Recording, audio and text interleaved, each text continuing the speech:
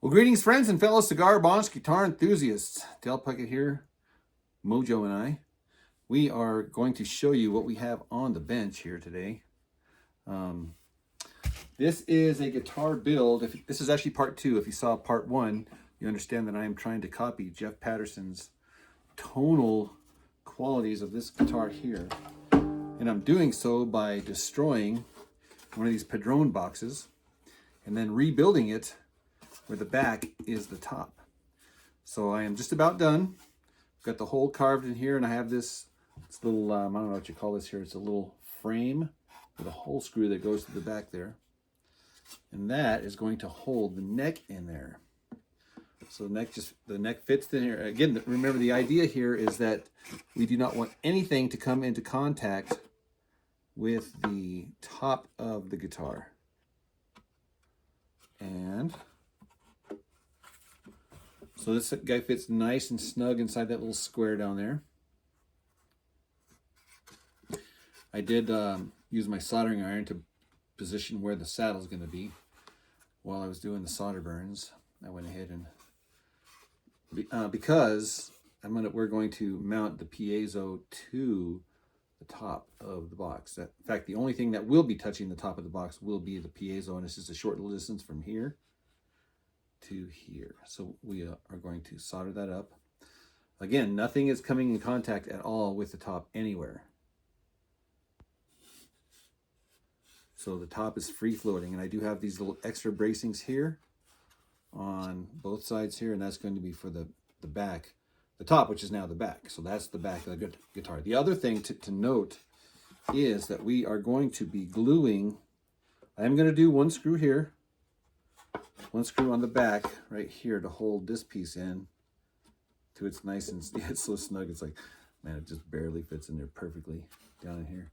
But now that it's nice, I'll just snug it up here. That'll probably be the strap, and then we'll do the hinge up and over at the top here. So that's where we are at right now. Right, Mojo? He's a good dog. He puts up with me. He's like, yeah, whatever, blah, blah, blah. Just give me another treat. He likes these little treats. You want to see a cool trick? He does this trip where I say, look away, don't even look at it, don't even look at it, don't even think about it. That's what we'll do here. Ready? Watch this. Yeah, you already know. I'll look away. Don't even think about it, Mojo. Don't even think about it. Ain't gonna happen, bro. Nope, ain't gonna happen. Just kidding. You know I'm just kidding, right? You're like, yeah, just get this thing over so I can eat the snack. All right, go ahead. You can have it. Okay. I said you could have it. You don't believe me or what? Huh? See, the things I gotta put up with around here. Right, Mojo? Right? High five, you. High five. Give me 5, you. High five. High five. Yeah, that's good. Good boy. All right, here's a little acoustic improv. You want to sing along, Moj? No.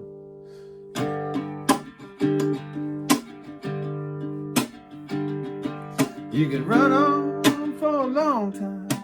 Run on for a long time. You can run on for a long time.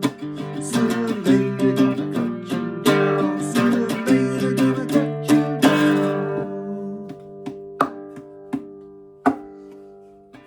Go tell that long-term liar. Go tell that midnight rider. Tell the rambler, the gambler, out the backbiter. Tell him the God's gonna cut him down. Tell him the God's gonna cut him down. Cut him down. Down, down.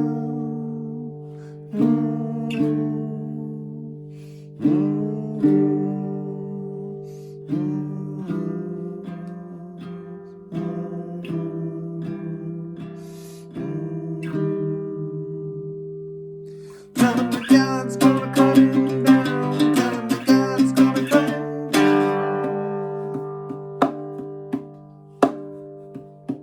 You can run on for a long time.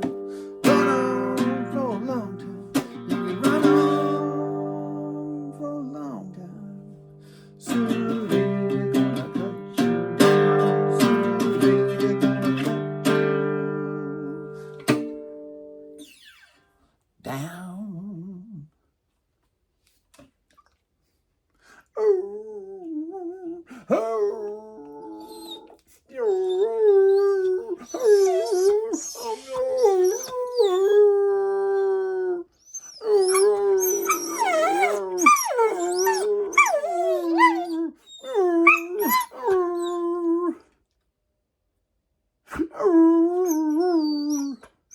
Mojo, sit down. Wow. Who said you could get up? Who said you could get up?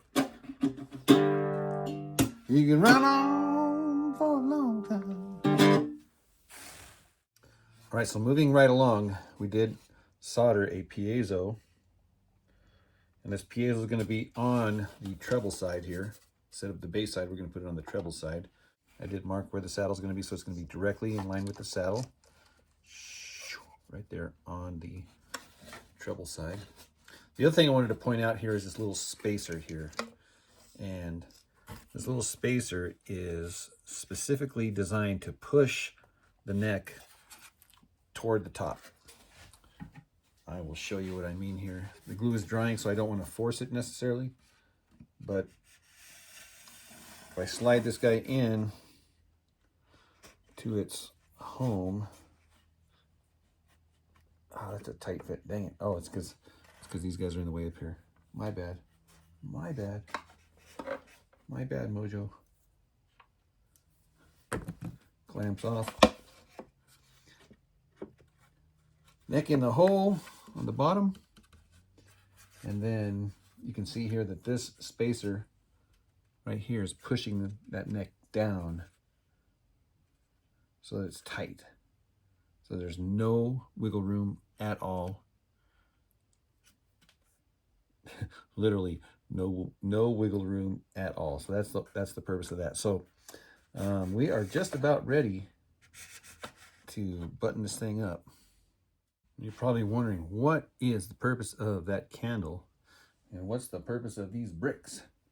Well, if you were asking that question, that's a good question. So I do have a little thing set up here. Up here I have one of these little fan.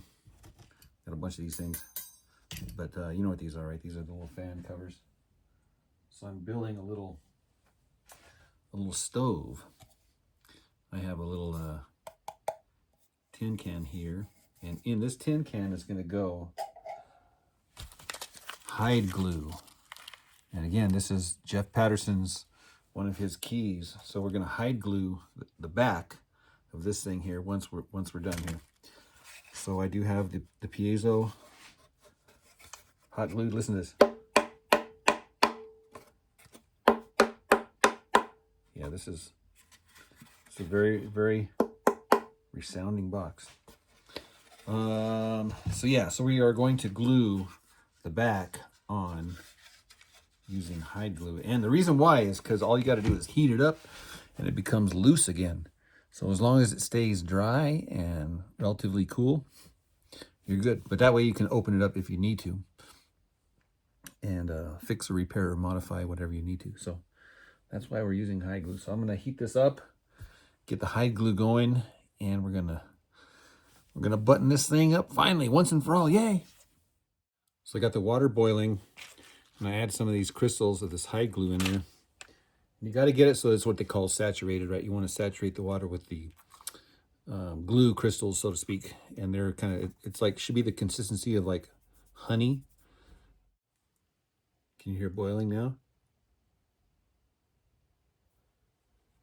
So we are snug inside the square here.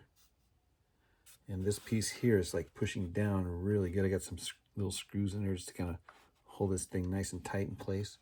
So now we're just single screw through the back here to zing this sucker up.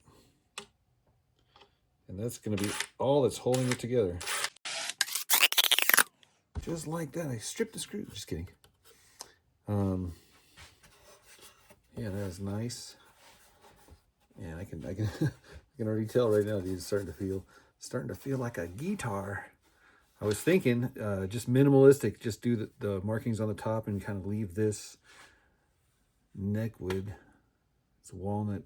Oh yeah, I wanted to show you guys kind of a neat trick on how I waxed and oiled this. I haven't buffed it out yet, but I do have a nice layer of wax here on the top, and then of course oil and wax on the neck. Hide glue is for the back here. I still need to sand right here. I can feel some of the wax. Get that wax off.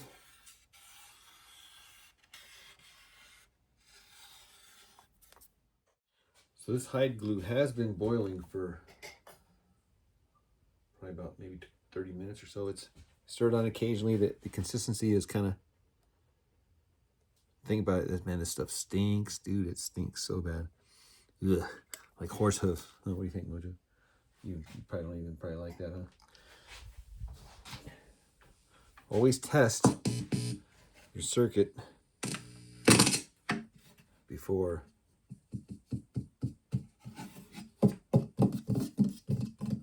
committing. So now we are ready to glue the back on. Yay!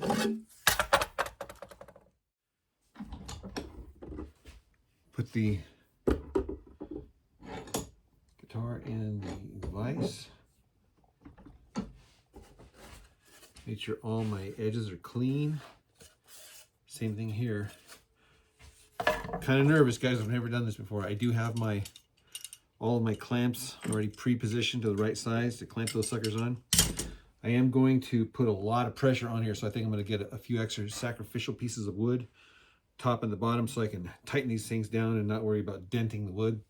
So it'll be a uniform pressure over the entire thing. Meanwhile, the glue is still bubbling. While I was digging through the wood pile, I found an extra fretboard. Perfect fretboard. 24 inch. So yes, I'll set that aside. I've got two rulers. One of these, oh no, okay, yeah, a ruler. And then a piece of flooring tile. Yeah, so, all right guys, on your marks. Just make sure I'm doing it right here. So just make sure, double check, make sure I'm not doing it backwards. So it's gonna go like this. Should go like this. All right, always double check, man. Always, always, always. Never assume, always double check. It's gonna go just like that. Okay.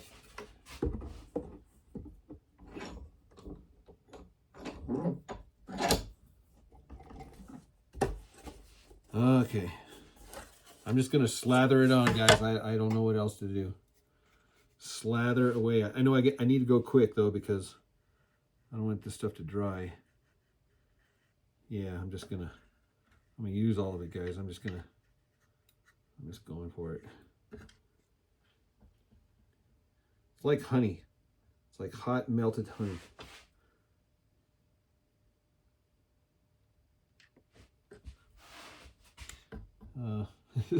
This ain't pretty, guys. See?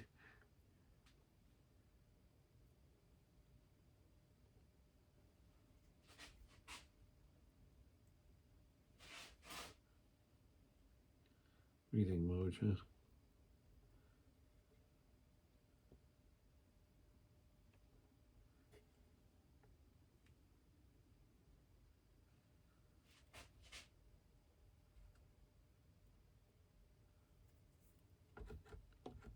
Yes, it's starting to get what do you call it, more tacky, because it's cooling down. I'm just double checking, make sure I got full coverage. Yeah, I can tell it's starting to get. Okay, I probably need to hurry. Hurry, Dale, hurry! Should I do both sides? Oh, dang it, I forgot which way to do. Panic! Panic! Okay, so it's gonna go like this. Okay. I don't know if I did this right or not. Dang it. I think I waited too long. Maybe not.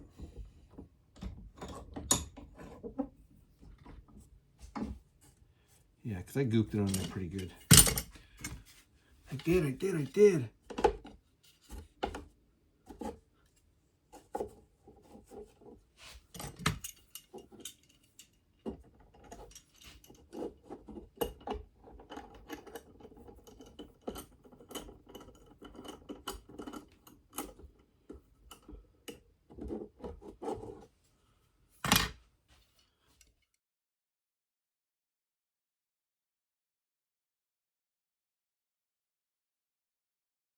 So this is the first fire of the year. So I'm gonna continue to heat up this glue on the fire. And the reason why I built the fire was not necessarily to keep warm, but because I want to heat up this layer of glue that I got on here. Yeah, my timing was off, unfortunately, and so I don't think I got a good, you know, as I pulled it apart, I could kind of tell that it stuck, but not as good as I wanted to.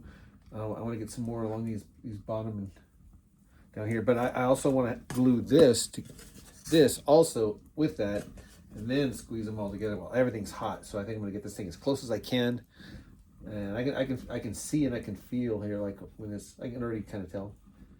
But yeah, so that's what I'm gonna do. Glue this to that while this is wet. So both sides are wet.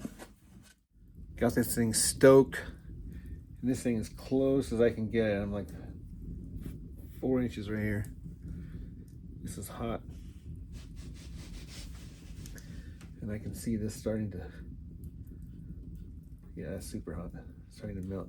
I can tell where I missed also. So I'm gonna reignite that again while it's hot. Hit the edges of this. And within a 30-second window, maybe get the thing all buttoned up. That's the game plan. All right, Mark, get set, go.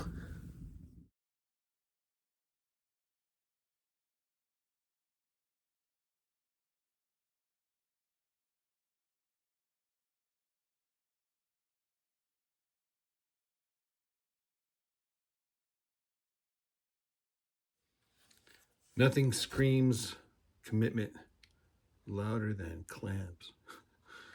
We are past the point of no return.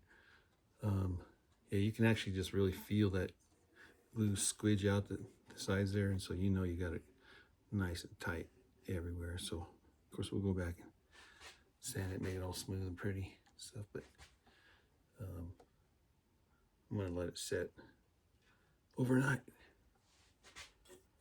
All right, Mojo, it's past your bedtime, dude. I know, I can tell. Hey dude, I figured out why you can't dance. It's because you have 2 left feet. And you don't have opposable thumbs.